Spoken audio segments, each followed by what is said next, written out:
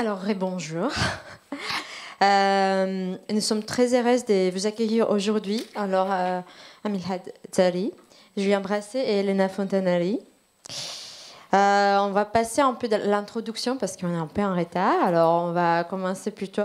On va vous présenter les incroyables invités qu'on a. Nous sommes très heureux et heureuses de vous avoir ici parmi nous. Alors, Amilhad Tari, vous êtes géographe, professeur à l'Université Grenoble-Alpes et membre de l'unité de recherche Pacte du CNRS au sein de l'équipe Justice sociale. En effet, votre contribution aux études frontalières est remarquable et vous êtes l'une des principales figures dans ce domaine en France et à l'international. En tant que cofondatrice du collectif Anti-Atlas of Borders, vous avez joué un rôle essentiel dans la diffusion des connaissances sur les dynamiques frontalières, un thème qui est au cœur de vos recherches. Vous avez notamment proposé les concepts des frontières mobiles pour mieux comprendre la frontiérisation des espaces. Vos travaux, menés dans une perspective comparative en Europe et en Amérique latine, sont essentiels pour comprendre les transformations contemporaines des frontières. Parmi vos nombreuses publications, on peut citer en 2015, Qu'est-ce qu'une frontière aujourd'hui? En 2020, Géopolitique des frontières, Découper la Terre, inviter une vision du monde. En 2022, coécrit avec Victor Conrad, Border Culture, Theory, Imagination, Geopolitics. Julien Brasset, vous êtes géographe, chercheur à l'Institut des recherches pour le développement. Vous travaillez principalement sur les mobilités au Sahara, notamment au Niger et au Tchad, où vous avez mené des recherches empiriques pendant plusieurs années. Vous explorez les articulations entre les différentes formes de circulation qui animent les déserts, ainsi que la nature des discontinuités spatiales qui les orientent ou les entravent. Et vous avez notamment étudié les effets des politiques d'externalisation des frontières migratoires européennes vers le continent africain. Vous avez rédigé en 2009 l'ouvrage Migration transsaharienne vers un désert cosmopolite et morcelé au Niger. Et puis en 2019, avec Judith Seeley, l'ouvrage en anglais The Value of Disorder, Autonomy, Prosperity and Plunder in the Chadian Sahara. I'm going to speak in English now.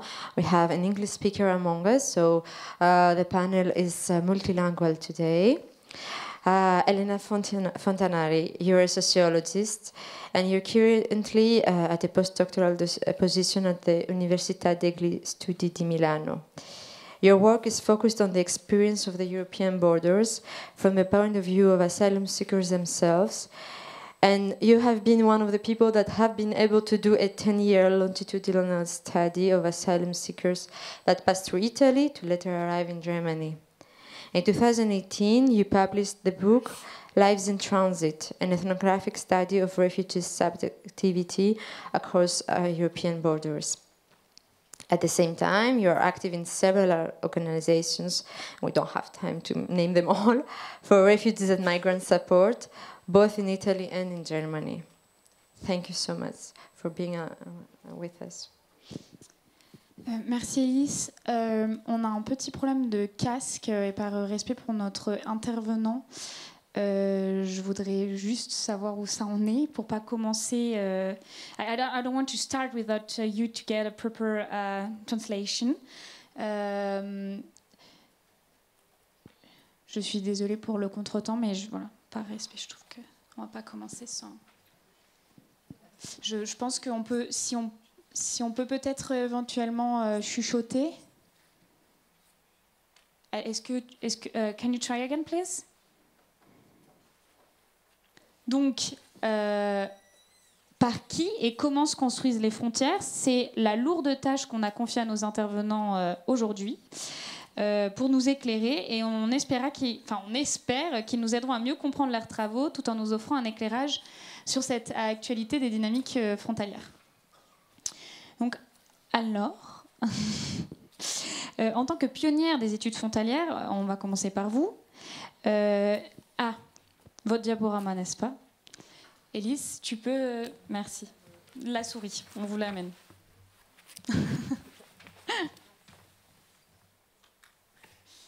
Donc je me reprends. En tant que pionnière des études frontalières, entendons-le 2 fois, ça parce qu'avec tout le travail que vous avez mené, on va commencer par vous, et à contre-pied si vous nous le permettez, parce qu'en fait on aimerait connaître un peu plus votre approche sur l'art, parce que l'esthétique à la frontière a une place particulière dans vos travaux, et elle donne tout autant sens après le court-métrage que nous venons d'entre-apercevoir. Comme vous me le disiez avec nos échanges, l'art, dans sa fonction de donner à voir, de donner une représentation sur l'espace frontière, elle participe à la production d'un discours et d'imaginaire sur qu'est-ce que la frontière. Alors, quel est le rôle de l'art, selon vous, à la fois pour les personnes qui vivent à la frontière et pour la construction de la représentation de cette frontière ? Et comment expliquez-vous ce qu'on appelle border art en anglais, qui signifie, et on vous cite sur France Culture, l'art de la frontière, l'art à la frontière et l'art sur la frontière? Alors, merci d'abord à toutes les deux, Marie-Lou et Lise, et d'avoir concocté pour nous toutes et tous un programme assez extraordinaire. Puis la salle déborde et puis il faudrait que les gens qui sont sur les marches viennent s'asseoir sur les fauteuils. Il y a encore plein de fauteuils libres. C'est plus confortable. Merci d'avoir concocté aussi un programme sensible, féministe, engagé, qui contraste quelque peu avec l'ambiance qui est à l'extérieur. On n'a pas besoin de mettre le chauffage. Et c'est vraiment en même temps à la fois très stimulant, réconfortant et très inquiétant de se dire que, et j'arrête pas de recevoir des sollicitations en ce sens, venez, vous allez être là, mais comme vous toutes, je pense, et tous dans la salle, venez sur tel programme de radio ou internet ou autre, ou télé, pas trop, portez la contradiction sur les frontières, vous allez dire qu'il faut les ouvrir, et puis il y a des gens qui diront qu'il faut les fermer. Et en fait, nos petites voix qui disent que soit il faudrait qu'elles n'existent pas ou autrement, ou en tout cas qu'elles soient ouvertes et des lieux d'échange et d'interface, plutôt que des lieux de sécurisation, sont absolument devenus complètement inaudibles. Et au-delà c'est ce que je fais vraiment écho à la présentation de Camille du début. Je vais parler d'art après. Elles m'ont posé plein de questions qui sont absolument impossibles, auxquelles il est impossible de répondre dans le temps qu'elles m'ont donné. Donc, de toute façon, je ferai mon possible. Mais je voulais quand même insister là-dessus, sur la difficulté qu'il y a à aller travailler sur des choses avec des gens dans des situations extrêmement complexes, violentes parmi d'autres, mais qui nous transforment. On y travaille aussi parce que, d'une manière ou d'une autre, on est sensible. La frontière, elle nous traverse. Les personnes qui travaillent sur les migrations et les frontières dans un contexte scientifique ont toutes et tous des expériences de vie, de transmission, de trauma plurigénérationnel à propos des frontières. Et donc, voilà, ça c'est le premier point. Et en même temps, voilà, vous allez passer les portes, même pas de l'ICM, enfin même pas du bâtiment probablement, de la maison des colloques, mais juste de la salle. Et vous allez sortir et on va vous dire l'Allemagne a rétabli les frontières sur ses frontières, a rétabli le contrôle aux frontières intérieures et extérieures de l'Europe.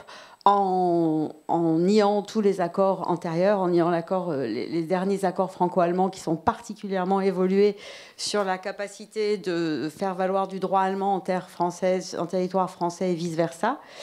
Et tout ça parce que, effectivement, ça permet de lutter contre le terrorisme, qui est le mot clé qui génère toutes les peurs des civilisations contemporaines et qui empêche l'analyse. Donc, que peut l'art par rapport à tout ça? Et qu'est-ce que ça nous fait? Donc oui, j'ai préparé des diapos parce qu'on m'a demandé, pareil, alors comment on fait? Si je clique?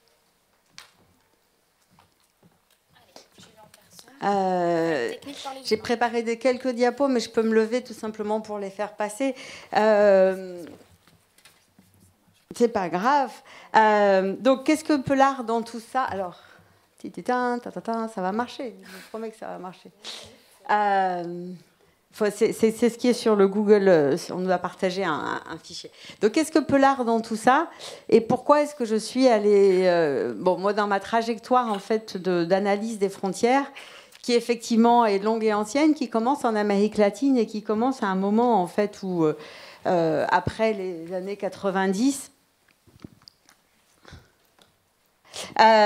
donc l'idée, donc je suis partie, enfin j'ai fait ma thèse au Chili et j'ai observé une discordance radicale en fait entre les discours sur la frontière et les pratiques des personnes, c'est-à-dire que c'était les happy 90s, ou en tout cas la mondialisation entre guillemets heureuse, où les discours sur l'ouverture, l'intégration, etc., et notamment voilà, les grandes unions régionales battaient leur plein. Et donc, on célébrait l'ouverture des frontières. Et dans le même temps, les personnes qui étaient aux frontières, elles pouvaient de moins en moins les traverser parce qu'elles n'avaient pas les papiers, parce qu'elles n'avaient pas de papiers du tout, parce qu'il fallait traverser avec du bétail, parce qu'il fallait traverser avec des marchandises. Et en fait, et puis parce que aussi, le Chili, d'où je partais, était une petite île plus reliée aux États-Unis finalement qu'aux pays voisins. On ne pouvait pas faire entrer des oranges de Bolivie. Il y avait, alors qu'elles étaient bien meilleures que celles qu'on pouvait importer de tous les autres pays. Tout ça pour pouvoir envoyer du saumon grandi aux hormones et aux antibiotiques dans le reste de la planète. Donc il y avait toute une série de contradictions, un faisceau de contradictions qui s'exprimait là et qui m'a donné envie d'aller plus loin. Ça, c'est la première étape puisqu'on faisait retour sur carrière. Et l'autre étape, c'est la rencontre sur la frontière États-Unis-Mexique, qui était la frontière des frontières, travaillée par plein de mes collègues, Laurent qui est là, et plein d'autres. Et moi, je me disais, mais sur cette frontière-là, moi, j'ai rien à dire, alors qu'elle a l'air super intéressante et importante. Comment je vais y arriver? Et je rencontre sur Internet le travail d'un groupe qui s'appelle, dont j'ai appris plus tard qu'il fallait l'appeler le BAFTAF. Le BAFTAF, c'est Border Art Workshop, Taller de Arte Fronterizo, qui est un groupe d'artistes, de militants qui, dans les années 80, en fait, s'est constitué pour faire ce qu'ils appellent de l'arte fronterizo, de l'art de la frontière, et travailler la frontière à travers des performances, des musiques, des images, etc. Autre chose que des mots. Et tous les gens avant moi ont dit, c'est effectivement une image, des images animées, ça dit plus que les mots, et la frontière, elle est particulièrement difficile à mettre en mots. Et effectivement, il ne faut pas être grand. Enfin, il y a des grands artistes, mais la question de la qualité esthétique des productions ne m'intéresse pas tellement. Il peut y avoir plein de choses contenues, par exemple, dans une image. Ça, c'est une caricature sur le Covid, où effectivement, le monde s'est armé à toutes les frontières, comme l'Allemagne aujourd'hui, qui est en train de fermer ses contrôles pour lutter contre le terrorisme. Et le terrorisme ou le virus, en fait, il passe de toute manière, puisque, en l'occurrence, les formes de mobilisation armée qu'on a pu avoir, et la plupart, en fait, des morts dites terroristes et des assassinats et des massacres sont réalisés par des gens qui sont nés dans le pays dans lequel ils se réalisent, même si les idéologies, elles, circulent. Donc ça pose la question de la frontière ouverte, fermée, mobile, où est-ce qu'elle est, plein de questions que Camille a posées. Et je voulais partir en fait de deux œuvres pour répondre aussi au travail extraordinaire fait dans le Darien, qui nous touche énormément, qui sont des œuvres qui nous montrent la frontière ou qui nous emmènent à la frontière autrement, et qui sont qui ont été réalisées par deux jeunes femmes latino-américaines, l'une qui est mexicaine et qui vit à Mexicali. Mexicali, c'est vraiment tout près des États-Unis. De l'autre côté, il y a Calexico, et c'est un des rares endroits sur la frontière où, du côté mexicain, c'est un peu plus riche que du côté américain. Et personne ne le sait, mais en fait, il y a un écosystème autour du fleuve, de l'élevage, enfin, il y a plein de choses. Et aussi, évidemment, des usines. Et donc, elle habite vraiment sur la frontière, et elle s'est dit un jour, wow, je vois un super beau nuage, je prends la photo du nuage, et je cours de l'autre côté, et je prends la photo du nuage de l'autre côté. Donc ici, vous avez le même nuage, vu du Mexique et vu des États-Unis. Et donc, elle est à Tecate, c'est à côté de Mexicali. Et donc, à Tecate, est-ce que vous voyez vraiment une différence? Comment elle vous donne finalement à comprendre, à sentir, à aborder? Et je m'arrête tout de suite après. J'en montre juste une autre et on en verra d'autres. elle vous donne à voir quelque chose de ce qui est imperceptible. Et l'autre l'autre travail, c'est une œuvre que j'adore, qui est elle réalisée par une artiste brésilienne qui s'appelle Marina Camargo. Et son travail s'appelle Tratado de Límites, c'est le traité de frontières, le traité des limites. Elle part du principe qu'effectivement, le Brésilien de base, la majorité des Brésiliens, il ne sait pas ce que c'est qu'une frontière. C'est un pays énorme, il n'a jamais touché la frontière. Donc, elle se met en quête d'aller chercher les frontières du Brésil, et elle les trouve en partie dans les nuages. Merci beaucoup, Anne-Laure, pour ce pont avec le court-métrage que nous venons de voir. Du coup, je me permets de re-rentrer dans le vif du sujet sur vos théories sur la frontière. Et en effet, comme on est dans des temps impartis, j'ai conscience de la lourde tâche que je vous demande quand je pose cette question. Quelles étaient les idées principales sur les frontières avant les années 2000 et comment les recherches contemporaines ont transformé ces concepts au cours de ces 2 dernières décennies, notamment en lien avec les évolutions politico-historiques. Et on mettra en avant des notions, on sait, c'est une longue question, mais on mettra en avant les notions de borderity et de frontières mobiles que nous trouvons particulièrement intéressantes. Non, 10 minutes. D'accord. Merci. Alors, c'est pareil. Au début, je ne voulais pas faire de diapo. Et puis, elles m'ont dit, mais si, il y a des choses à montrer. Alors, je les ai préparées. Et je vous les remontre, du coup. Voilà, le point de départ, c'était pour moi... Enfin, le point de départ, ce n'est pas mon point de départ, mais en fait, c'est un bon point de départ pédagogique. C'est de se dire, voilà la définition classique et qu'en fait, moi, j'y trouve absolument rien de très tangible, mais c'est ça qui fonde l'ordre international aujourd'hui, que tout le monde dit hyper stable. On dit une frontière, c'est de tout temps, ça existe, c'est sur la carte, etc. Mais en fait, les cartes bougent entre le nombre de pays qui sont membres de l'OTAN aujourd'hui, 193, plus de l'OTAN, de l'ONU, aïe, aïe, aïe, et de l'ONU, 193 reconnus mutuellement, mais il y en a plein qui sont reconnus par un pays, par 2 pays, par 5 pays. Vous pouvez aller voir sur Wikipédia, c'est hyper intéressant. La liste du nombre de pays aujourd'hui, elle est impossible à établir vraiment. C'est-à-dire qu'il y a plein d'États qui sont des vrais États, où il y a des administrations, des armées, mais qui ne sont pas reconnus par les voisins, qui ne sont pas reconnus par les autres, qui sont reconnus par des gens proches, des gens lointains. Déjà, pour commencer, en fait, ça a l'air d'être quelque chose de très simple, la carte du monde, et en fait, ça ne l'est absolument pas. Les gens qui considèrent que c'est simple considèrent qu'une frontière, c'est une ligne formée par une succession de points qui sont à l'extrémité géographique d'un domaine de validité spatiale, de normes juridiques d'un État. C'est tiré d'un texte de droit, une sentence de la Cour internationale de justice pour le règlement d'un différend maritime entre la Guinée et le Sénégal. Donc, ça m'intéresse parce qu'en fait, l'idée principale, c'est que la frontière, c'est une ligne. Et ce qui est intéressant quand même, c'est que les juristes ici se demandent qu'est-ce que c'est qu'une ligne, question qu'on ne se pose jamais. Mais les géographes connaissent bien la question de la fractalité. L'exemple normalement typique qui est mobilisé, c'est celui de la côte. Le littoral, en fait, on ne peut jamais le mesurer parce que plus on zoome, plus il y a de détails. En fait, vous partez en Bretagne, vous voyez bien qu'il y a une anse, mais il faut vous approcher de la plage, en fait, elle est faite de rochers, et puis si vous vous approchez du rocher, il est fait d'anfractuosité, qui est fait d'anfractuosité. Et si on se mettait à mesurer au micron près toutes les anfractuosités de tous les rochers de la côte bretonne, le kilométrage de la côte serait bien plus élevé que celui qu'on observerait si on le calculait à partir d'une carte au 100 millième ou 200 millième. Pour les frontières, c'est pareil, en fait. Bien sûr, les personnes qui traversent la frontière dans des conditions d'illégalité, etc., se perdent dedans, sont enfermées, mais en fait, le géographe peut montrer comment l'espace de la frontière se dilue si on considère les points qui sont entre les points qui sont entre les points, qu'on ne voit jamais. Alors, c'est ça qui m'a intéressée au début.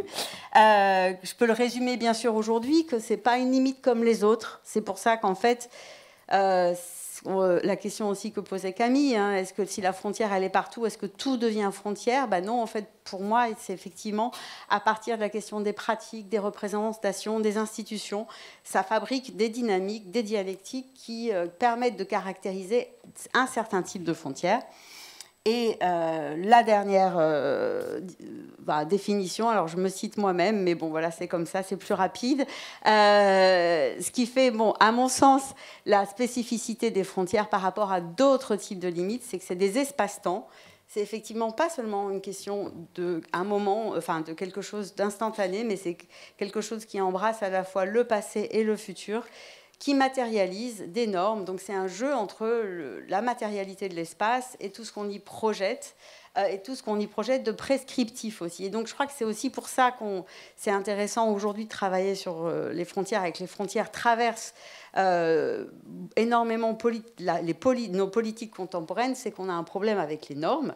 On a plein de problèmes avec les normes, et avec notamment la discussion sur ce que c'est qu'une norme et ce qu'elle doit représenter dans une société.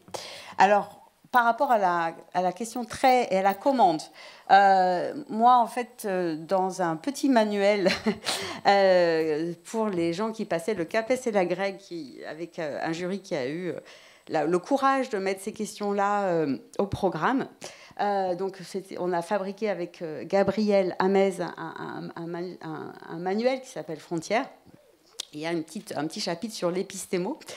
Et il y a des gens qui ont le courage de parler des frontières aujourd'hui. Je tiens aussi à saluer la présence dans la salle, et je le dis pour tous les collègues, donc d'Astrid Caron et de Maud Gouy, qui sont des commissaires de la Cité des Sciences, qui sont là aussi pour qui fabriquent une expo sur les frontières en 2026, et qui essayent de façon courageuse de dire qu'on peut parler des frontières au grand public, ce qui est pour moi, en fait, et je pense pour toutes les personnes qui s'intéressent à la question, quelque chose de très fort, parce que jusque-là, jusqu'à notre rencontre qui finalement embarque aussi pas mal de gens qui sont dans la salle, à chaque fois que j'ai voulu faire des expos ou parler des frontières au grand public, on m'a dit « Ah non, c'est dangereux.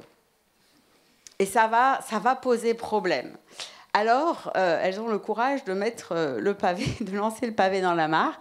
Donc, en fait, pour moi, il y a effectivement deux courants dans les border studies. Une épistémologie réaliste qui présente la frontière comme l'expression de faits de vie. Voilà, la frontière, il y a des identités, il y a des peuples, il y a des États, donc il y a des frontières. Et une autre qui est critique. Alors, on peut se poser plein de questions sur ce que veut dire la critique, parce qu'il y a des critiques très critiques, il y a des critiques radicales, il y a des critiques qui sont plus critiques que d'autres. Mais là, c'est dans le sens très générique. Elle considère la frontière étatique comme la limite d'une entité politique parmi d'autres. Et elle cherche à comprendre pourquoi cette frontière politique étatique a pris autant d'ascendant sur les autres formes de structures spatiales. Donc ça, c'est mon point de départ. Et donc, je me suis permis les 3 diapos de cours, mais je pense qu'elles sont intéressantes pour les personnes qui n'ont pas fait tout ce chemin-là. Il y a 3 moments pour moi dans la pensée de la frontière. Et effectivement, là où on en arrive aujourd'hui, c'est très intéressant. Le front et la vague, la frontière définie par l'État. Donc pendant très longtemps, et on va dire jusqu'à la Deuxième Guerre mondiale, presque tout ce qui est écrit sur les frontières l'est du point de vue de l'État qui construit la frontière. Et la panique ou l'enthousiasme des années 1990, post-chute du mur de Berlin, c'est de se dire « Waouh, les États sont en train de se transformer, il y a des intégrations supranationales, les collectivités ont aussi leur mot à dire dans la fabrication des frontières. Il y a plein d'autres acteurs, toujours quand même assez officiels, qui font la frontière. » Donc, et en même temps, qu'est-ce qui se passe quand l'État, dans la mondialisation, est fragile? Voilà. Est-ce que la mondialisation, en fragilisant les États, elle va fragiliser les frontières? En fait, pas du tout, parce que le capitalisme, il adore les frontières. Donc, mais ça ne se voit pas du tout dans ce premier moment de pensée de la frontière. Les border studies, on a l'habitude de dire qu'elles naissent dans les années 90, après la chute des deux mondes et la fin du système binaire communisme-libéralisme. En fait, juste cette diapo-là, elle est pour nous dire que dès les années 60-70, il y a des gens qui commencent à réfléchir à la frontière comme point de contact. Il y a des thèses, notamment celle de Suzanne Davot sur le Jura. Il y a sur les régions de France qui sont frontalières et qui regardent déjà les femmes, les hommes qui travaillent, qui traversent. Et ça, c'est vraiment important de le repenser. Et il y a plein de choses qui se passent ici, même si on a l'impression toujours que les Border Studies, elles sont anglophones, avec l'Association of Borderland Studies, la prégnance de la frontière États-Unis-Mexique, etc. Et on a des Français, Guichonnet, Raffestin, Fouché, qui sont aussi des pionniers peu entendus parce que peu traduits et très amers de ne pas avoir été traduits. La question de la traduction faisant intégralement partie de la question de la frontière. 2 diapos et j'ai fini, et j'aurai à peu près tenu mon temps. Donc aujourd'hui, on est sur quelque chose qui va au-delà en fait de ces border studies, avec d'un côté un modèle de gestion très global de la frontière qui fait que le gouvernement du Myanmar, du Brésil, de la France, de l'Allemagne vont choisir les mêmes solutions technologiques, les mêmes modèles, les mêmes références. Et ça crée des choses très différentes sur le terrain, mais il y a quand même une unification de la pensée en termes de management de la frontière qui est performative, avec un tournant sécuritaire, même si les Border Studies vont plutôt chercher du côté des Critical Security Studies, quand même, il y a une prégnance de ces questions sécuritaires. Il y a des gens qui continuent à travailler sur la coopération, il y a des gens qui travaillent aussi de plus en plus sur les murs. Mais voilà, en fait, à la fois, les Border Studies, elles se considèrent elles-mêmes comme critiques parce que ne travaillant pas uniquement du point de vue de l'État, et à la fois, des personnes comme moi ont tendance à penser qu'elles ne sont pas du tout assez critiques, parce que les féministes, les perspectives féministes, queer, postcoloniales sont très peu présentes. Et c'est la dernière diapo. L'intérêt, en fait, c'est que si la frontière, elle est mobile, elle n'est pas seulement à l'extérieur de nous, elle nous traverse tous. Gloria Anzaldúa, la poétesse, disait « Je suis la frontière ». Et l'heure est venue, aujourd'hui, comme le suggère Mbembe, de travailler les frontières non plus à partir de leur frontalité, de leur horizontalité westphalienne, mais à partir de leur porosité. Et je me rassois. Voilà. Merci Anne-Laure.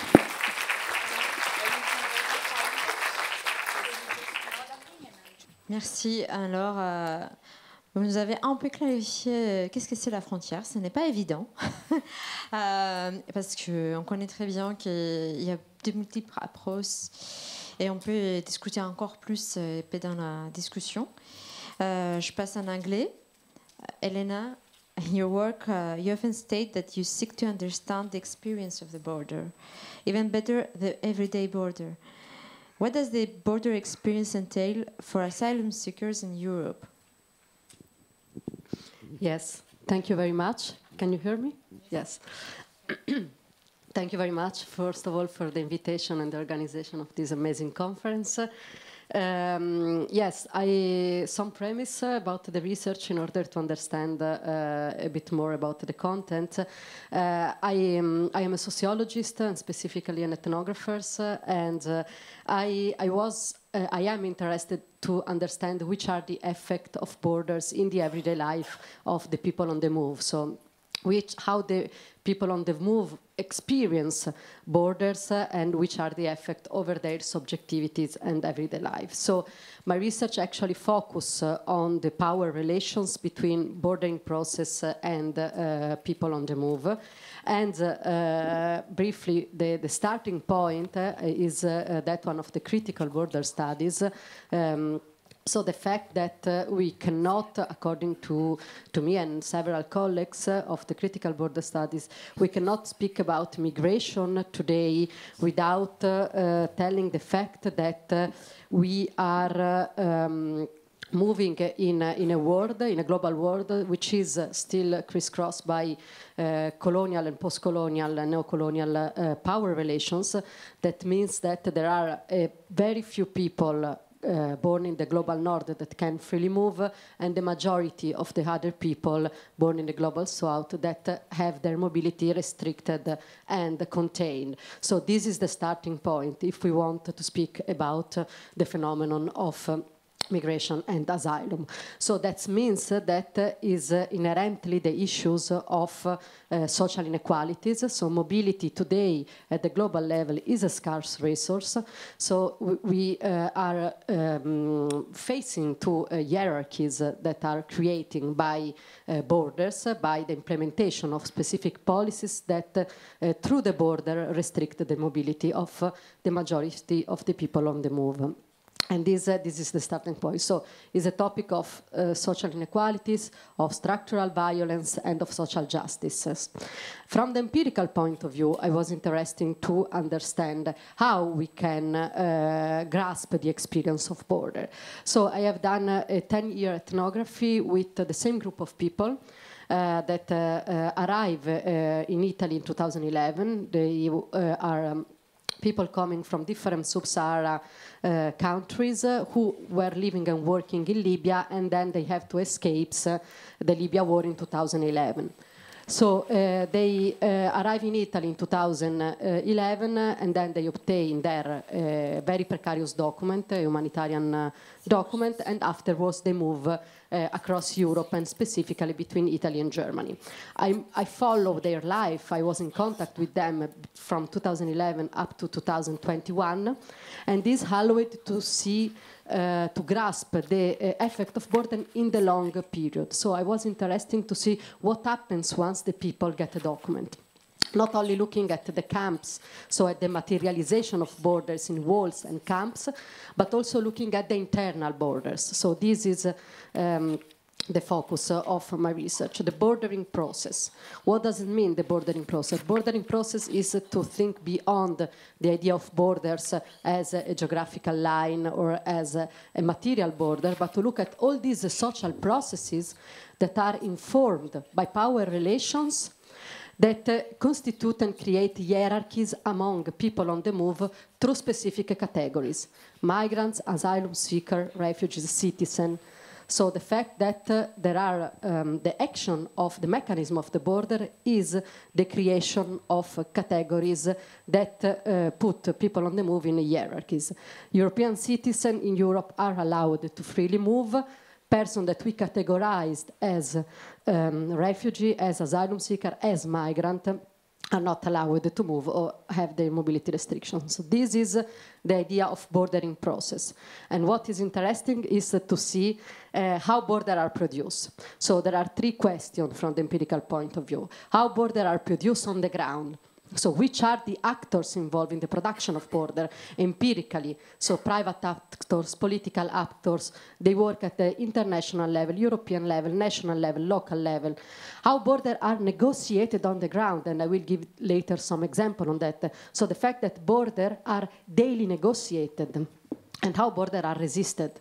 So the fact that people on the move are not passive victim, but are active subject that every day cope and struggles against the borders. So these three questions allows me and my colleagues to really grasp what, how borders are created on the ground, and that we have a production of internal border within Europe. And to conclude, I want to underline that this research, according to me and my colleagues, like, for example, Martina Tazzioli and Fiorenza Piccozza, so just to give you some example of colleagues that are at the part of these critical border studies in Italy, we just, doing this kind of research, we want to speak about Europe, we don't want to speak about migrants, so we just try to highlight which are the inequalities that are produced in Europe through the juridical, cultural, and political structures that we are building here. So we are giving some insights, some information about what Europe is today. Thank you very much, Elena. And I think it's a great bridge, link between the three of you, the way to see the border process that are being all the time produced, negotiated and resisted. Je vais passer en français. On va passer la parole à Julien parce que justement, après ce que vient de nous dire Elena, dans vos travaux, vous mettez aussi en lumière ces dynamiques frontalières qui vont être présentes au-delà de cette topographie du désert du Sahara, qui est le terrain principal de vos recherches. Vous proposez notamment le concept de désert cosmopolite. Est-ce que vous pourriez nous expliquer comment ce concept il vous aide à comprendre les dynamiques sociopolitiques et migratoires au sein de cette région? Et comment vous définirez-vous votre approche des frontières dans le contexte spécifique du Sahara? Et quelles sont les particularités de cet espace? C'est votre première question.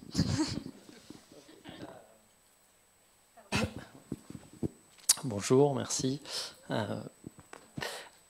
Alors, je vais d'abord parler. Donc, je vais vous parler du Sahara et puis des régions environnantes, un peu des pourtours sahariens. Et je vais commencer par les présenter très très brièvement en disant que le Sahara et donc ses marges extérieures sont des régions qui sont caractérisées par une forte irrégularité pluviométrique interannuelle et interrégionale et par une grande fragilité écologique.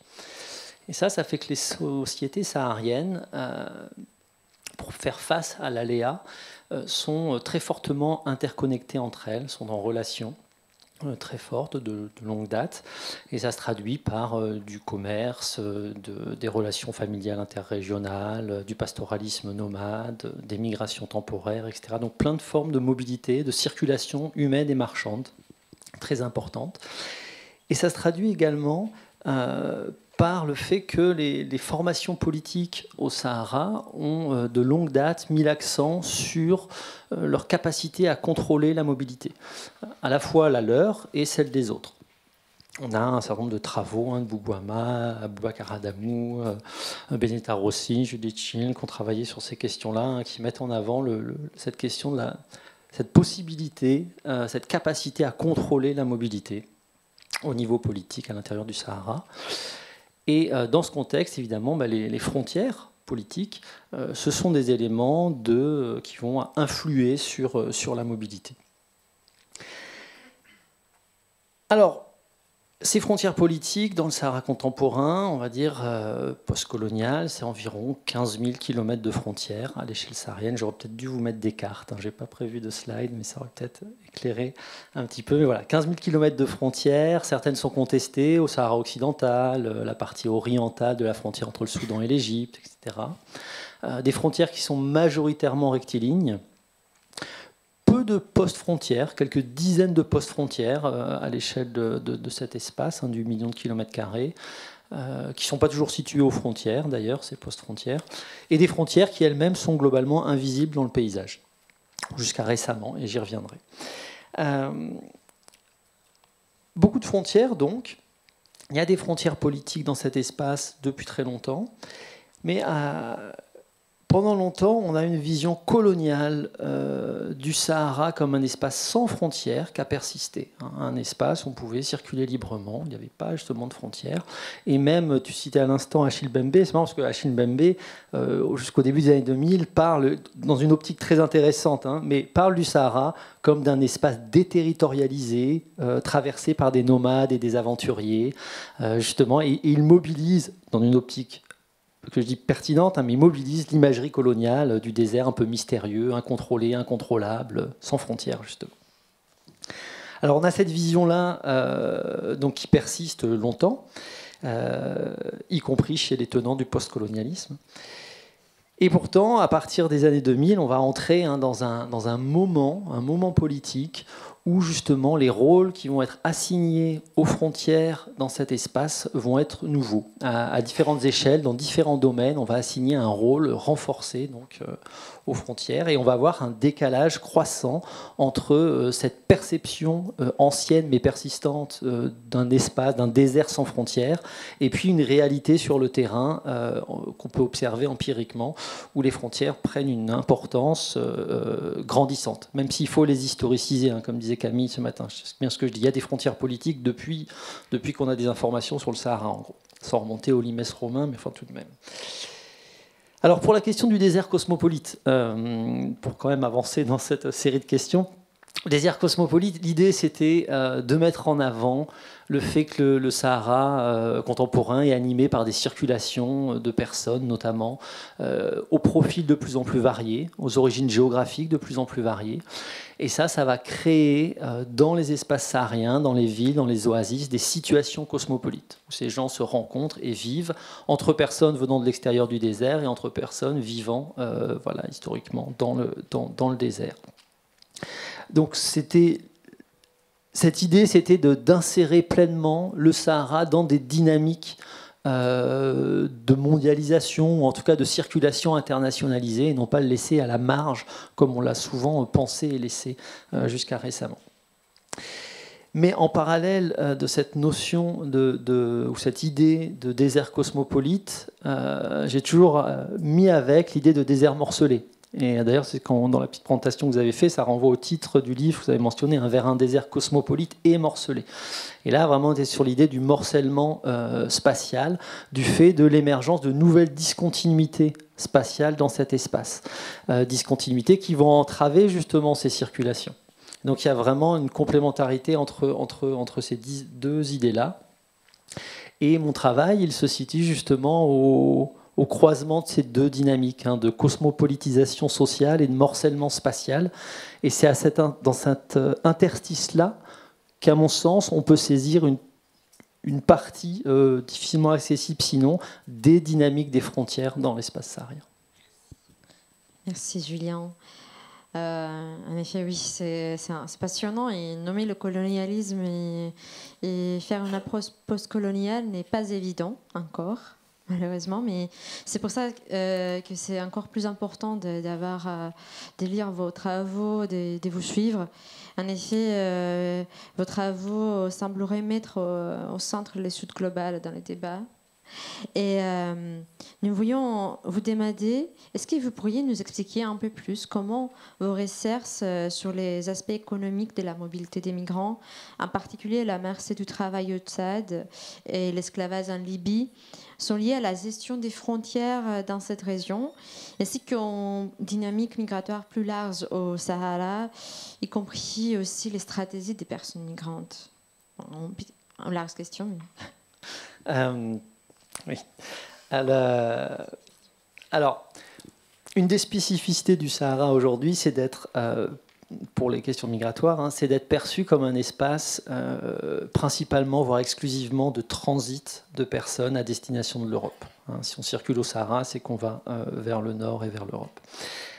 Or, empiriquement, depuis au moins 20 ans, tout un tas de collègues, de chercheurs, montrent que la majorité des personnes qui circulent au Sahara restent en Afrique et non pas ni pour projet, ni pour dessein de venir en Europe.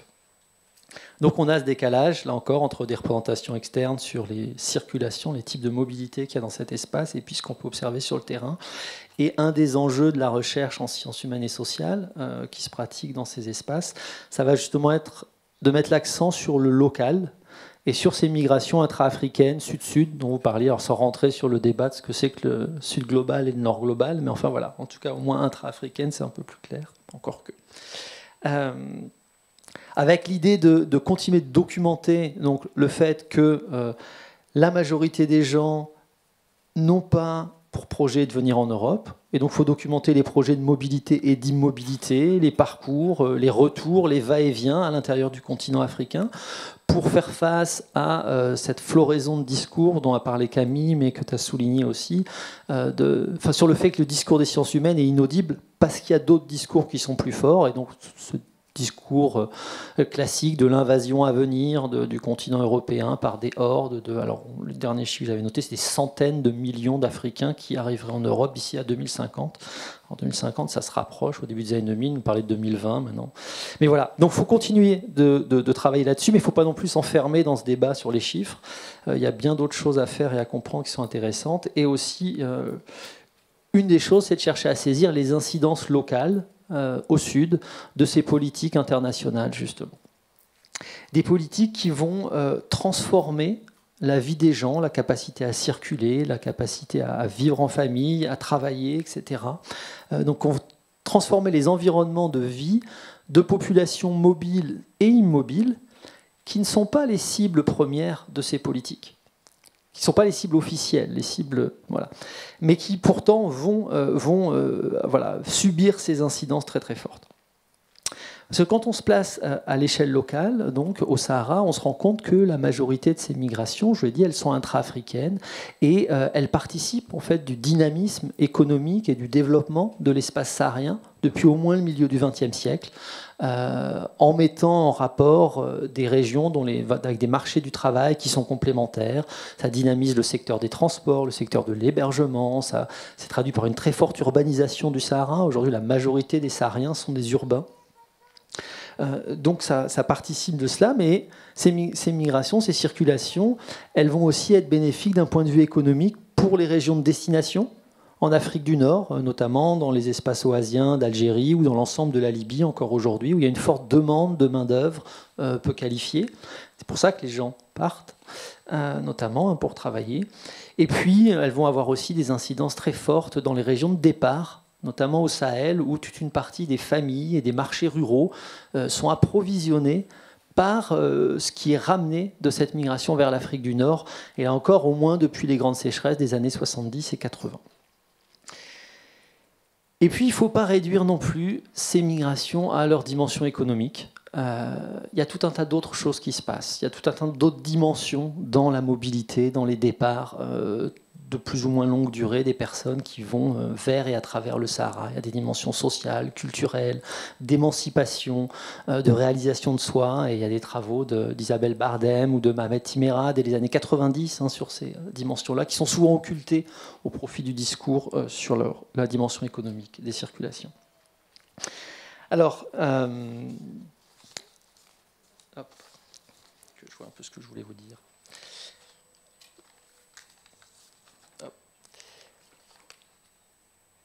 Alors oui, ces migrations, je veux dire qu'elles ont toujours été difficiles.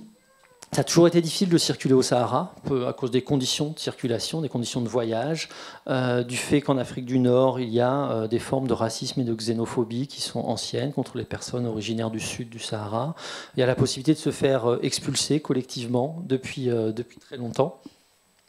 Mais ces difficultés, elles sont sans commune historique, elles sont sans commune mesure avec ce qu'on peut observer aujourd'hui. Voilà. Car pendant longtemps, en gros, les États sahariens laissaient circuler, légalement ou non, mais on pouvait circuler à peu près librement, on pouvait franchir les frontières au Sahara. Il n'y avait pas de politique migratoire dans tout un tas d'États. La migration n'était pas considérée comme un problème sociétal sur lequel il fallait légiférer.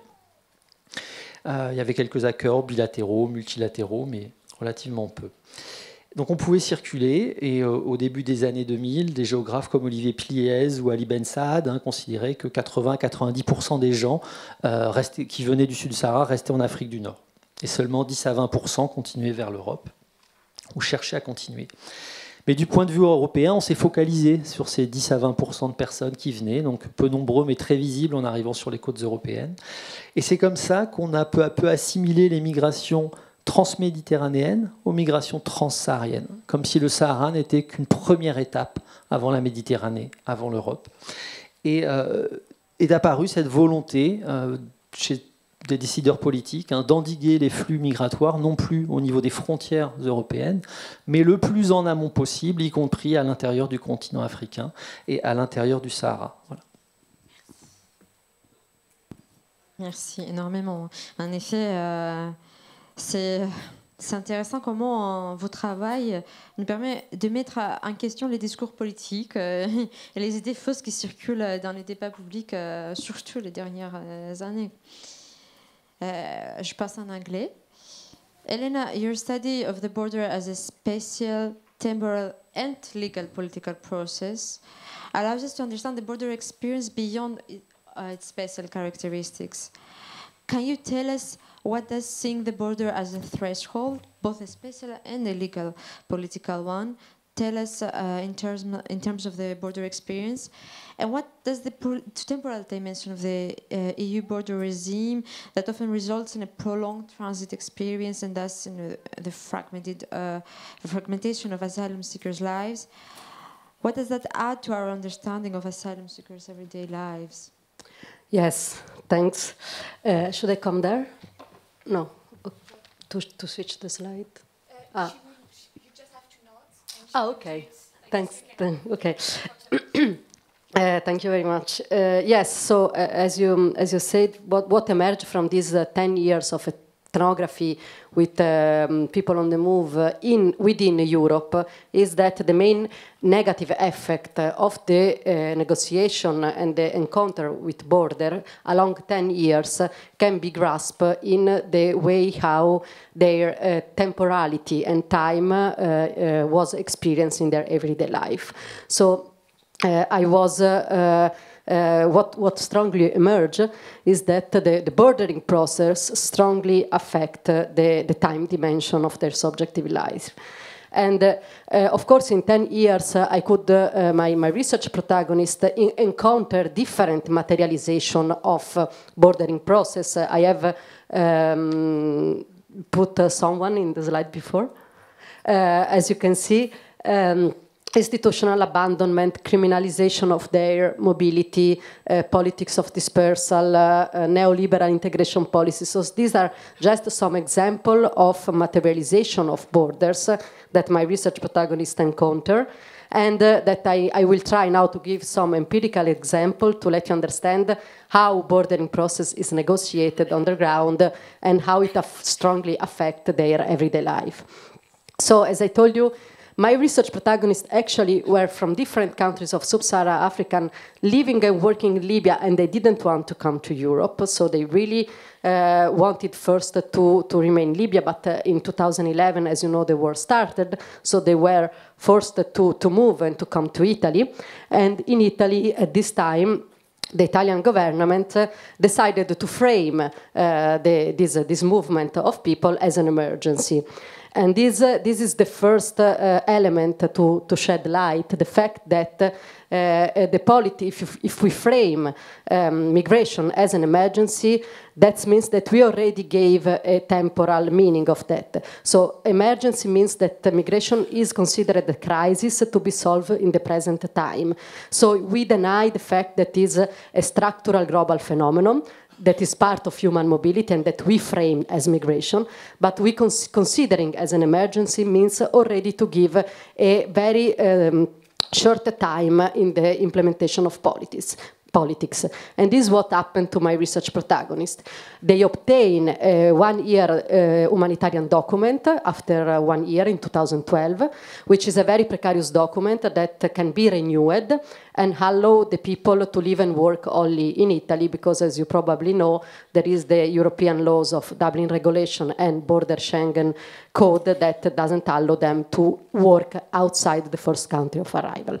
So once they obtain the document, the government closed the financiation and the reception center because the emergency was over, according to them. And the people, my research protagonists, were really expelled from the reception center and thrown out on the street. So they started to move all around Italy, as you can see from this drawn map, which was drawn from one of my research protagonists, all around Italy trying to find a place to work and to live. But there was the economic crisis at this time, so they just started a life on the move for several years, and I followed them, 2011, 2013, 14, just looking for a place to settle down without finding it. So the effect of this institutional abandonment was the production of an ongoing, fragmented, multidirectional, and errant mobility. I'm pointing to the errant adjective just to show the element of time. So this is what happens also to the experience of time. So my research protagonists were telling me after 3 years in this life on the move, working out of the books in the seasonal agricultural sector and living like homeless in the big cities like Milan, Turin, Rome. Also moving inside the city, you can see in the maps of Milan, because if you live as a homeless in Italy, you can stay in the homeless dormitory only during the night. So during the day also you have to stay outside. So this moving around was not only all around Italy, but also inside the city. So inside the urban space, this is one typical day. They move from soap kitchen where they could eat in the church, public shower, offices of the immigration office to renew the document, and so on. So this moving around entail the experience of time. What they were telling me is, I'm moving all the day, since many years, but at the end of the day, I have the feeling I didn't have satisfied any of my desire project of my life. So errant means an ongoing movement without a clear destination, so a present time without becoming a linearity.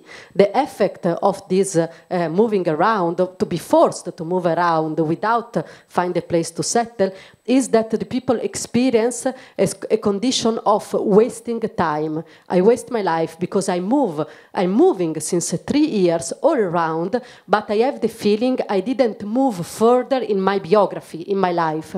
And also the resistance practices worked out by my research protagonists was exactly to reappropriate time, which means to, what they told me, means to try to have the time free of the stress caused by this border politics.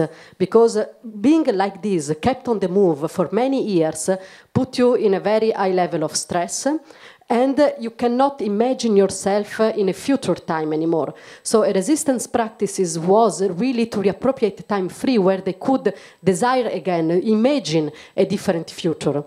And this brought them to decide to escape from Italy and to move further. And many of them arrived, for example, in Germany. In Germany, they applied for asylum, but they got a rejection because, of course, of the Dublin regulation. And then they also organized a self-organized political protest in Berlin from 2012 up to 2014, where they occupy a square in the city center of Berlin with tent. It was a very interesting self-organized protest. I cannot now go in depth on that, but this was part of the research. They were claiming their right to freely move within Europe. So they were saying, we are refugees because in Libya there was the war. We got a document in Italy. In Italy, we are living like homeless, so we want the right to work in Germany. In Germany, there were small enterprises that really also wanted to employ them, but they were not allowed to be employed because of the Dublin regulation. So they were claiming for the right to freely move. After 2 years, the protest failed and was over, so they found themselves in the German territory with an irregular document. So they get irregularized because, of course, if you have 1 year humanitarian document, and the protest was 2 years long, so their Italian document had expired. And they understood that the only way to remain regular in Italy, in Europe, was to go back to Italy to renew the document.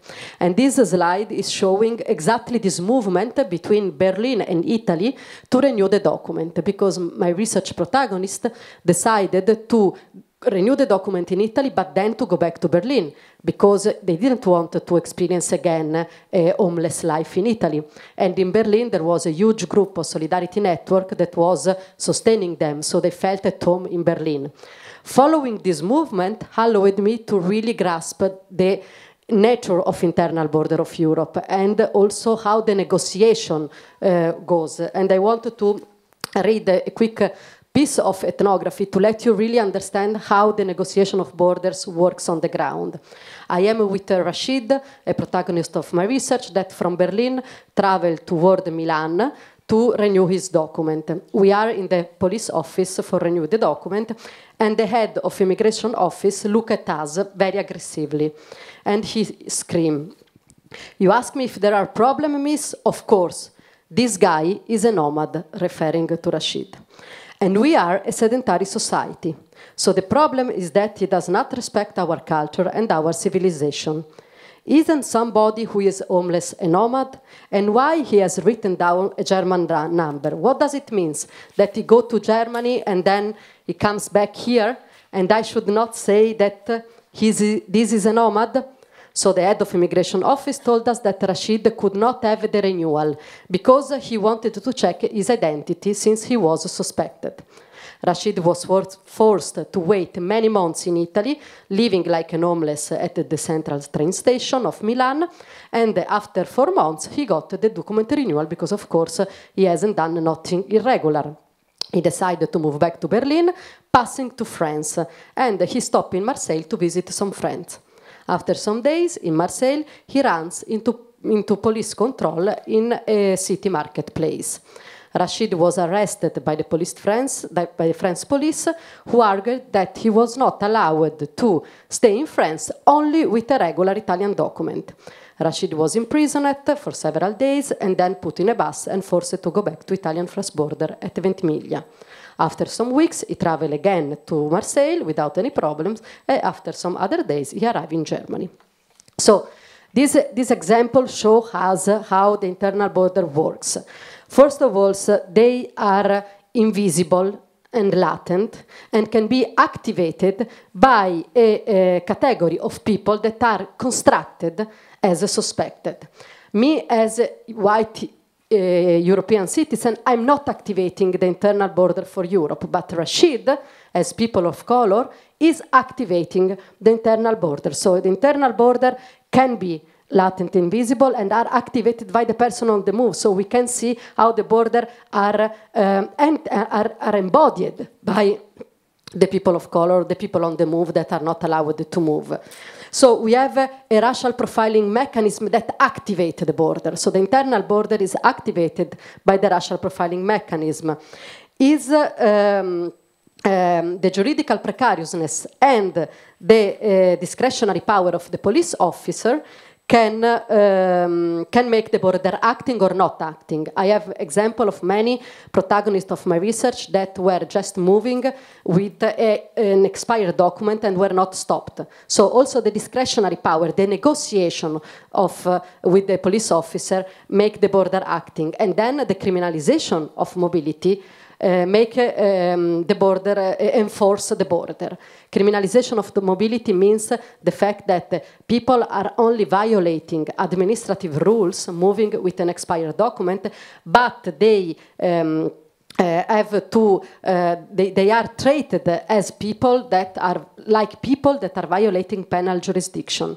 They experience restriction of personal freedom, imprisonment, handcuff, pushback, body check control in the police station, despite they are only violating administrative rules and not penal jurisdiction. So the criminalization of intra-EU mobility through the Dublin regulation, but also through the interpretation of the local authorities, make the border acting, enforce the internal border. And I'm going to the conclusion.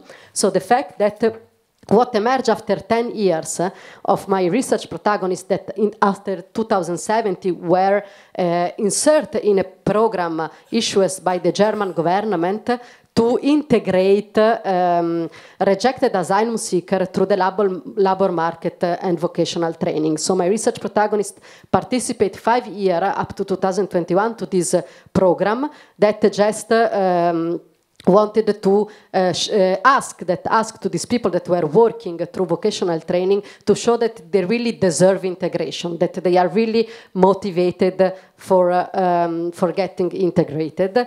I will move to the second one.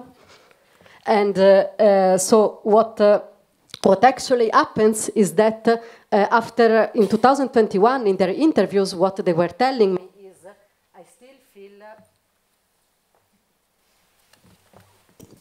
I still feel I am like in prison. So I can move. I work because I participate to the labor market.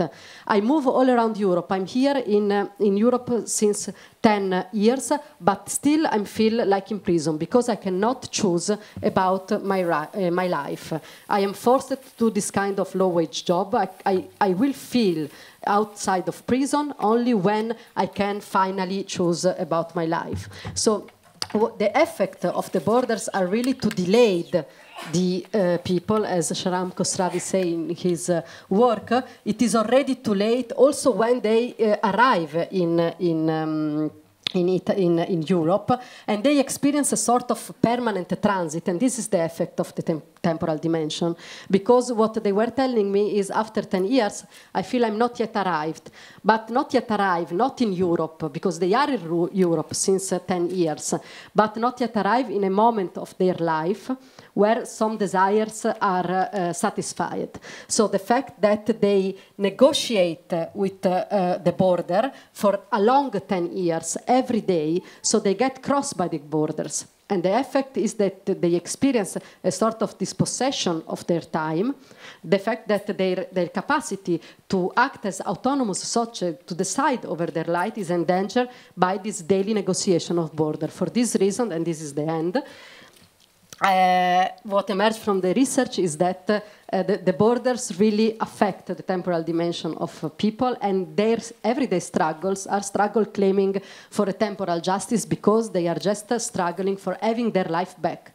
Also, if they are since 10 years in Europe, they still have the feeling we cannot live our life autonomously as we want. And this is the effect of the everyday negotiation of borders.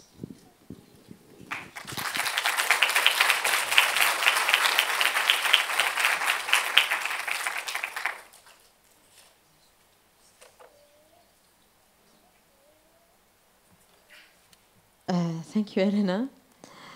Actually, you just kind of responded to our third question as well. We didn't even have to ask. It's amazing. In fact, Issem is very... je passe en français, je suis désolée. L'ICEM, c'est ancré à l'actualité aussi. Une de ses fonctions, c'est de se mettre dans les débats politiques et actuels.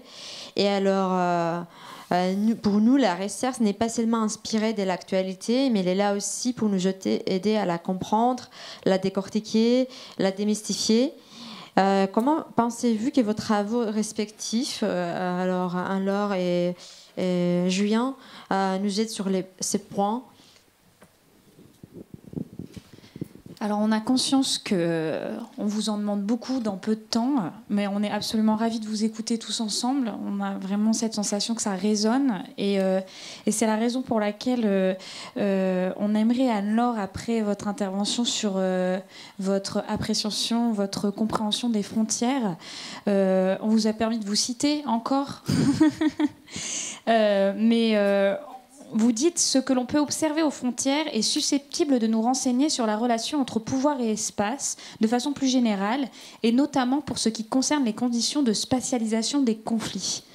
Dans cette optique, on se demande si vous pourriez nous aider, et contribuer à nous donner une meilleure compréhension des dynamiques de pouvoir et de souveraineté, et notamment sur les conflits actuels qui ont lieu en Israël et en Palestine.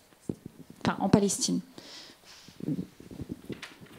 En Israël, en Palestine, en Ukraine, et puis dans tous les endroits où en fait les armes parlent, les armes que les pays comme la France, qui contribuent à des pays comme la France, à faire la richesse de pays comme la France, dont c'est une des principaux apports du produit national brut national. Alors, c'est une question pareille que toutes les autres, une question extrêmement intéressante et difficile. Donc, qu'est-ce que je veux dire quand je dis que ça contribue à nous éclairer sur la spatialisation des conflits? C'est-à-dire que, en fait, la frontière est le lieu de la binarité en apparence, et en fait, on se rend compte à travers toutes nos interventions, les vôtres aussi avant et toutes celles qui vont suivre, que la frontière, c'est tout sauf un lieu binaire, c'est un lieu d'échange, c'est un lieu d'interface, qu'il y en a des tas, les endroits où on ne les imagine pas, et que les discontinuités du coup se multiplient. Et donc dans l'analyse des conflits, ce qui est particulièrement intéressant, c'est deux choses peut-être. C'est de ne pas considérer évidemment le narratif officiel de de l'antagonisme entre deux États, voire deux États-nations, comme dominants, puisqu'en fait, les deux grands conflits dont on parle le plus dans les médias, qui sont le Proche-Orient et la Russie, sont des conflits qui expriment en fait le déséquilibre, les grands déséquilibres du monde et la fragilité du pouvoir postcolonial malgré voilà, tout l'appareil qu'il a construit pour s'assurer la plus grosse part du gâteau. Donc en fait, la question de l'OTAN, pas l'OTAN en Ukraine, de qu'est-ce que ça fait en fait quand l'Ukraine demande, s'éloigne de la Russie, et la Russie qui fait tout, qui de son côté réagit en s'alliant à la Chine, la Corée du Nord, et en allant chercher des armes là où on ne les fournit pas de l'autre côté. Donc en fait, là, finalement, ce qui m'intéresse, ce que je trouve très intéressant dans le conflit ukrainien, c'est la carte des marchands de canons de part et d'autre. D'où viennent les munitions, et c'est là que parle la guerre. Et puis ensuite, ce qui est intéressant en Ukraine comme au Proche-Orient, c'est aussi de se dire que c'est pas non plus une guerre qui est menée uniquement sur place. C'est une guerre de choix politiques, de choix d'émancipation ou de répression, qu'elle est menée dans les médias avant d'être qu'elle est menée on ne compare pas la souffrance qu'il peut y avoir avant de recevoir une bombe sur la tête, à simplement entendre les avions qui passent, et à ce que ça va créer pendant des années, et ensuite de voir la destruction à l'œuvre, et la violence à tous les niveaux, dans les corps différenciés, dans les viols. Et donc ça, et puis tout ce qui se passe à distance. Et donc c'est moi je trouve que ce que nous apporte l'analyse de la frontière, pour revenir sur la question, c'est cette imbrication des échelles qui est très chère aux géographes, mais qui est très peu mise en avant dans l'analyse géopolitique classique.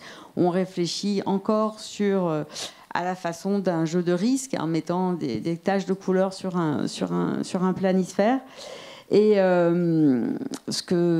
ça va aussi vers des questions qui ont été posées par mes deux collègues sur la culture de la frontière, le livre qu'on a écrit avec Victor Conrad très récemment, c'est-à-dire de se dire que la frontière, elle est traversée par des influences culturelles très variées, et que aussi, ce qui est puissant dans les conflits actuels, c'est la manière dont ils nous reviennent en boomerang chez nous, et dont ces conflits, ils sont en train d'influencer très très fortement les politiques intérieures en Allemagne, les débats qu'on a eus aux dernières élections en France, la façon dont ils vont jouer sur l'élection américaine. Et donc c'est pas pour minimiser le conflit, mais c'est pour donner vraiment, dans une lecture assez gramscienne, l'idée que, en fait, à travers ces conflits se jouent des projections qui nous concernent tous. Et c'est ce que je dis par ailleurs sur les frontières, c'est que ce qui se passe à la frontière, beaucoup de personnes, pas vous, mais considèrent que ça ne les concerne pas. Or, en fait, ce qui se teste aux frontières, qui n'est jamais complètement... c'est quelque chose qui n'est jamais pacifique, évidemment, ça concerne tout le monde. Soit dans le moment très conscient, soit dans un futur incertain, soit dans un passé qui est très présent. Voilà. Merci vraiment Anne-Laure, parce qu'en si peu de temps, vous nous avez énormément éclairé sur beaucoup de conflits, et je rajoute cette appréciation sur ces questions d'échelle qui, je pense, quand Julien parlait de la localité, de s'intéresser aux pratiques, de ce qui se joue au désert et par rapport à ce qu'on dit du Sahara, est encore plus éclairant, et merci pour ça Anne-Laure. Oui. Et je voulais juste rajouter deux choses en fait sur ces conflits. Ça nous éclaire en fait sur la manière dont c'est inregardable, bien que documenté, c'est inregardable, comme ce qui se passe aux frontières. Et donc la question, c'est qu'est-ce qu'on fait quand on peut plus regarder. Enfin, je sais pas comment c'est pour vous, mais il y a l'accumulation en fait de précision, de documentation de l'horreur en direct ne change pas les réactions politiques. Donc qu'est-ce qu'on fait face à l'aveuglement volontaire? Et la deuxième question, c'est que ça nous oblige aussi à fabriquer des formes de résistance différentes en réseau, etc. Et que voilà, c'est pour retourner la chose.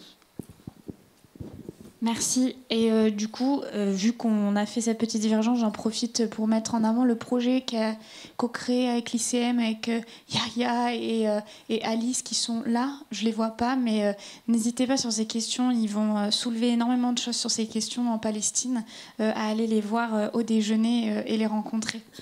Du coup, Julien, je vous cite aussi, lors d'une conférence Le Monde à l'épreuve de l'exil à l'Académie de France à Rome, vous avez noté que les régimes frontaliers au Sahara sont influencés par un mélange de logiques de politique externe, européenne et interne, africaine, qui transforment les frontières et leur gestion. Comment ces politiques actuelles d'externalisation des frontières européennes affectent-elles les pratiques, mais aussi les perceptions des frontières au Sahel? Alors ça prend bien la suite. J'en étais resté à cette idée, à cette volonté européenne de contrôler le plus en amont possible les flux migratoires et les frontières, etc., en dehors du territoire européen, donc à l'intérieur du Sahara. Avec cette logique-là, on va avoir une implication d'acteurs de plus en plus nombreux et variés dans le contrôle des frontières et le contrôle migratoire au Sahara. Donc tout un tas d'acteurs qui vont avoir un objectif commun, un objectif qu'on pourrait résumer, ou que j'aime bien en tout cas résumer, par le motto de l'OIM, donc pour des migrations sûres, ordonnées, régulières et respectueuses de la dignité dans l'intérêt de tous. Donc ça c'est bien, sauf que concrètement au Sahara, qu'on soit du côté humanitaire ou du côté sécuritaire, et tiens, ça c'est une frontière qui a sauté régulièrement, la frontière entre l'humanitaire et le sécuritaire, il y a des travaux intéressants là-dessus. Mais voilà, qu'on soit d'un côté ou de l'autre, au Sahara ça veut dire endiguer les flux, ça veut dire arrêter les circulations tout simplement. Alors je ne vais pas présenter ici la spécificité de chacune de ces situations singulières qu'on peut retrouver au niveau des différentes frontières sahariennes, parce que là je parle quand même d'un espace très vaste, d'une dizaine d'États, de nombreuses frontières, mais je vais essayer quand même de présenter brièvement la transversalité des transformations qu'on peut observer au niveau de cette gestion des frontières sahariennes aujourd'hui, de ce qui fait office de frontière au Sahara. Et de manière très schématique, je vais présenter 4 principales dynamiques de frontiérisation du Sahara. Frontiérisation entendue comme une série de pratiques à la fois physiques, juridiques, politiques, symboliques, mais aussi digitales, sociales, etc. Des pratiques qui transforment la structure même des espaces tout en affectant l'ensemble des populations qui vivent dans ces espaces. Alors ces 4 dynamiques, ça va aller très vite, c'est l'externalisation, la démultiplication, la sous-traitance et la solidification. Alors l'externalisation, c'est bien connu, voilà, je ne vais pas développer beaucoup. C'est un concept un peu fourre-tout, évidemment, on peut mettre tout et rien dedans. Ceci dit, ça donne quand même bien l'image de pays qui se pensent comme étant des pays de destination de circulation humaine et qui vont essayer de mettre en place des politiques migratoires au sens très large dans des pays qui sont perçus comme étant des pays d'origine et de transit. Bon, seule chose que je veux souligner là-dessus, c'est que toute externalisation, elle suppose une internalisation. Elle suppose une participation plus ou moins volontaire, plus ou moins importante, mais des États où va se dérouler cette externalisation, dans des États qui internalisent. Et ça, au Sahara, c'est assez visible, et c'est là qu'il y a des frictions, justement, qui vont apparaître selon les gouvernements, selon les moments, etc. Directement lié à ce processus d'externalisation, il y a le processus de sous-traitance, d'outsourcing. Sous-traitance du travail de contrôle des frontières et des migrations. Alors, en dehors de la sous-traitance d'État à État, là, je voudrais juste mettre l'accent sur le fait que des parties de plus en plus importantes de ce travail de gestion, même si j'aime pas trop le terme, de management des frontières et des mobilités, va être confiée à des entités qui ne relèvent plus du tout ou plus directement des services de l'État, des gouvernements, des pays concernés. Donc des entités plus ou moins autonomes. Alors il peut s'agir d'organisations internationales, intergouvernementales, d'agences onusiennes, d'ONG, d'acteurs publics ou privés de sécurité, mais aussi des migrants eux-mêmes, de groupes de la société civile, de milices armées parfois, et même des acteurs du monde de la culture qui peuvent être impliqués. Et tous vont participer d'une manière ou d'une autre à ce travail de gestion des frontières, avec une autonomie qu'on va voir se développer, parfois assez grande, voire très très grande, par rapport à ce qu'on leur demande de faire à un moment donné. Troisième grande dynamique, c'est la dynamique de démultiplication des lieux de contrôle, au-delà des frontières officielles, des frontières politiques elles-mêmes. Alors le contrôle des voyageurs sur les routes à l'intérieur des territoires nationaux, c'est quelque chose qui est assez classique dans beaucoup de pays du monde, notamment en Afrique. Mais là, je vais parler de contrôle qui cible spécifiquement une catégorie de voyageurs, que sont les voyageurs qui vont être identifiés comme potentiellement souhaitant se rendre en Europe.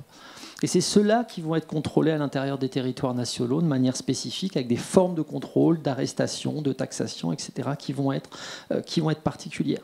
Donc on va pouvoir les arrêter, eux, mais aussi les personnes qui les transportent, parfois à des centaines de kilomètres des frontières, y compris des gens qui vont être en situation régulière sur le moment, qui peuvent même être dans leur propre pays.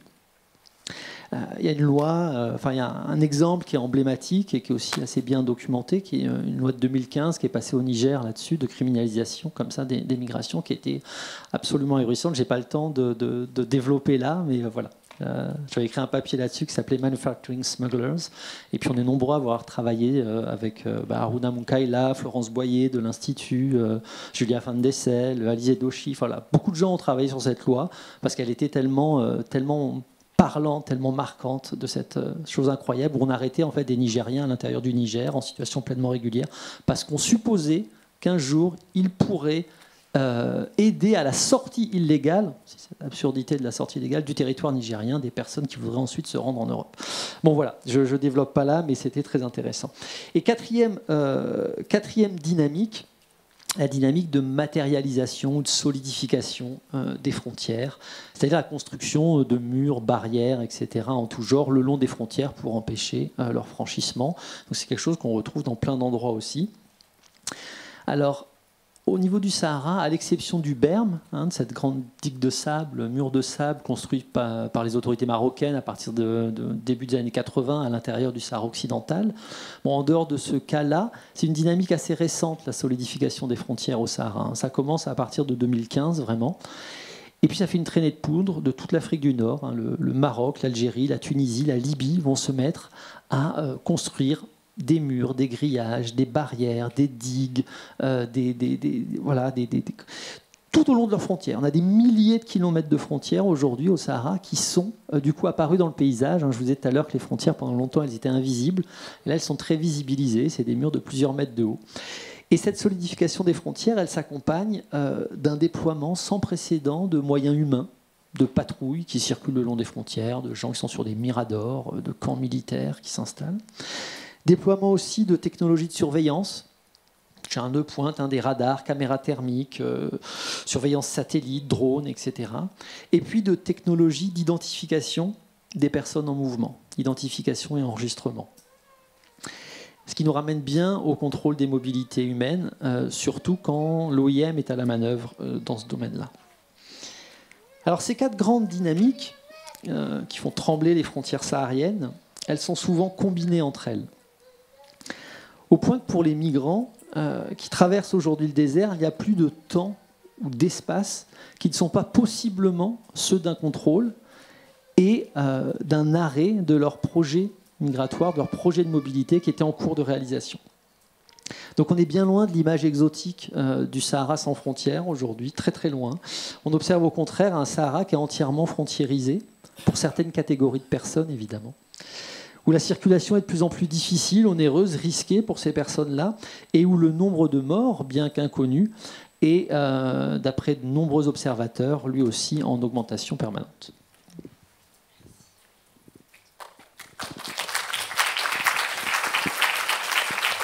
Merci. On vous remercie tous et toutes parce que vous nous avez montré que la théorie n'est pas abstraite. Elle est là, elle est ancrée à la réalité.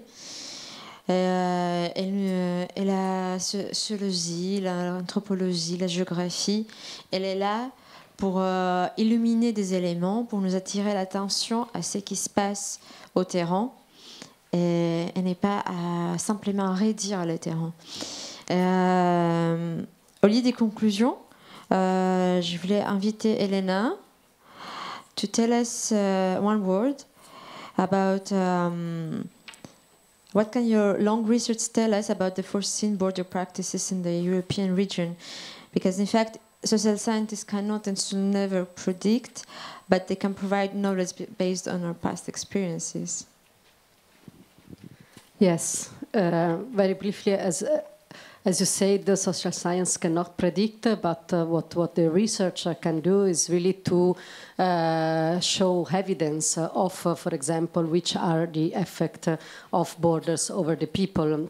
And if we think at the fact that the new European Pact is going to enforce the border, is going to enforce the Dublin regulation, so the fact that the mobility of people is restricted within Europe, enforcing the camp and the frontier zone, let's think at the hotspot approach in Greece and Italy. So the direction is to enforce the external and internal borders, but actually I think it's important that we see that for the first time we have an example in the history of a way to receive a huge number of refugees, of people escaping the war, which is the case of the Ukrainian refugees, without having to use the Dublin regulation, without having to use the camps, without having to force the people to wait in camps for many years before they get a document, because as we know, the reception of Ukrainian refugees was done